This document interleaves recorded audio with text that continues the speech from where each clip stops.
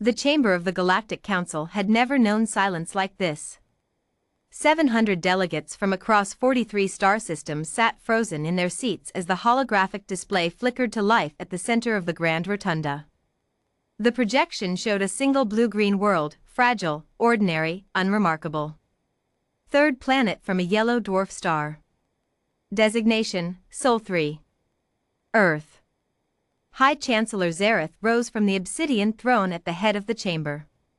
His species, the Vareth, were ancient, 3 meters tall, with silver-gray skin that seemed to absorb light rather than reflect it. He had governed the Galactic Council for 400 years. He had seen civilizations rise. He had ordered them ended. He clasped 6 fingers behind his back and spoke 2 words. Eliminate them. The chamber erupted, not in protest, but in agreement. The vote had already been cast. Humanity's probationary membership in the galactic community had lasted precisely 11 years, 4 months, and 17 days. Long enough to determine the threat. Short enough to correct it. The motion carried 612 to 88. High Chancellor Zareth did not smile. He simply nodded once and returned to his seat. What no one in that chamber knew, what none of them had thought to check, was that Admiral Darian Voss had been listening to every word for the past 3 hours. Darian Voss was not an impressive-looking man by the standards of the galaxy. He stood 1.82 meters tall. He had graying temples, crow's feet at the corners of brown eyes, and a scar along his jaw from a training accident when he was 22. He drank too much coffee. He read history books on paper. He called his mother every Sunday. But Darian Voss had also spent 31 years studying every war humanity had ever fought, and more critically, every war it had survived. He sat alone in the cramped intelligence relay station orbiting Kepler Station 9, a coffee mug cooling in his hand, and he watched the final vote tally scroll across his screen. 612 to 88. He set down the mug very slowly. Then he pressed a single key on his console. Across 14 star systems, in 47 locations that did not exist on any galactic map, 8 words were transmitted simultaneously via quantum burst relay, a communications technology the Council had not yet discovered humanity possessed. Exodus Protocol. Authorization Voss 7. All stations confirm. Within 30 seconds, 47 confirmation signals returned. Darian leaned back in his chair and looked at the ceiling. Too late, he murmured. The Council's elimination fleet arrived at the edge of the Sol system 9 days later. It was an overwhelming force by any standard, 200 warships, each the size of a small moon, bristling with enough firepower to crack a continental shelf. Fleet Commander Torek of the Vareth Armada had never lost a campaign. He expected this one to last approximately 6 hours. He stood on the bridge of his flagship, the Eternal Verdict, and opened a channel to the 3rd planet. Attention inhabitants of Sol 3. By order of the Galactic Council, your civilization is to be terminated for crimes of. There's no one there, said his censor officer. Torek turned slowly. What? Sol 3, Admiral. It's empty. The young officer's 4 eyes blinked in rapid succession, a Vareth sign of acute distress. The surface reads 0 life signs. 0 energy signatures. The atmospheric processors are still running on automated cycles, but there's no one there. Torek stared at the blue-green marble on the view screen. He had been given 9 days travel time as a courtesy, standard protocol to allow the condemned world to prepare final records and cultural archives for preservation. 9 days. He turned back to his censor officer. Scan the entire system. The scan took 4 minutes. It returned the same answer. Empty. Every space station, gone. Every orbital platform, gone. The shipyards that human intelligence reports had classified as early stage and primitive, gone, leaving only anchor bolts and the faint ghost of metal in the solar wind. 8 billion humans. Gone. Torek pressed his communicator. Get me the High Chancellor. High Chancellor Zareth did not raise his voice. He had not raised his voice in 400 years. But his hands, all 6 of them, gripped the edge of his throne so hard that the obsidian cracked. Where did they go?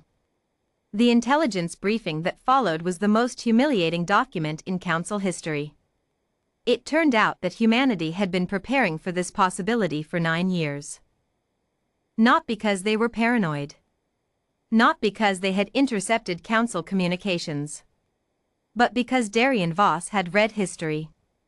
Specifically, he had read galactic history, texts that humanity had quietly and methodically translated after gaining probationary access to the Council archives. He had read about the Ketheri purge of the 7th epoch. The silencing of the Bren Collective. The culling of the Tessari worlds. Every time a new species joined the Galactic Council, there was a period of observation. And historically, statistically, 1 in 3 new species did not survive their first century of membership. Darien Voss had done the math. Then he had gotten to work. Over 9 years, quietly, without fanfare or announcement, humanity had constructed an Exodus fleet. Not warships. Colony ships. Tens of thousands of them, built in asteroid belts and gas giant shadows and deep space locations where Council survey probes never reached. They had quietly mapped 17 star systems beyond Council jurisdiction. They had established supply caches, fuel depots, hydroponic stations.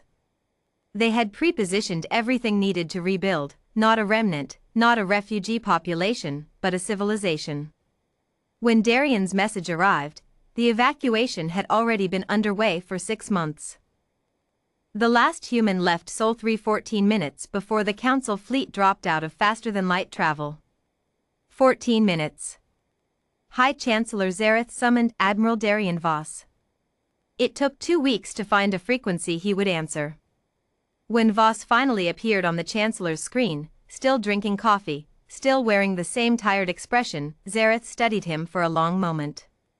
You anticipated us, the Chancellor said. I read your history, Voss replied. You ran. Voss tilted his head slightly. Did we? Zareth frowned. You fled. You evacuated your world and scattered into the dark. We relocated, Voss said. There's a difference. He set down his mug. Running is what you do when you're afraid and you don't have a plan. We had a plan. To hide? To survive. And then, Voss paused, seeming to choose his next words carefully. To wait. The silence stretched between them across 40 light-years of quantum relay. You are not a military threat, Zareth said finally. It was half statement, half question. Not today, Voss agreed pleasantly. We're a species of 8 billion people who just finished the largest logistical operation in our history. Our people are tired. They need to settle, grow food, raise children, build schools. He picked up his coffee again. We're going to be very busy for the next 30 or 40 years. And after that? Darien Voss looked directly into the camera. After that, he said, we'll have been very busy for 30 or 40 years. He let that sit. Zareth understood then, truly understood, what he was looking at. Not a defeated species. Not a scattered remnant begging for mercy. He was looking at a civilization that had reviewed its odds, made its calculations, packed its bags with everything that mattered, and simply stepped aside. And was now, quietly, building something new. Something the Council could not find. Something that would, in 30 or 40 years, be considerably larger and more established than it was today. Something populated by 8 billion humans who all knew, in their bones, in their children's first lessons, in the founding documents of every new colony, exactly why they had left. And exactly who had made them leave. High Chancellor Zareth closed the channel. He sat alone in the great rotunda, surrounded by the cracked edge of his obsidian throne, and he thought about the Ketheri. He thought about the Bren Collective. He thought about every species the Council had deemed a threat and eliminated cleanly, efficiently, completely. He thought about how none of those species had seen it coming. He thought about humanity, who had seen it coming 9 years in advance, said nothing, and prepared. For the first time in 400 years, High Chancellor Zareth felt something unfamiliar move through him. It was not quite fear. It was the specific, cold feeling of a predator who has just realized that what it thought was prey had already moved. And was watching from somewhere in the dark. And was patient. He looked at the vote tally still displayed on the chamber screen. 612 to 88.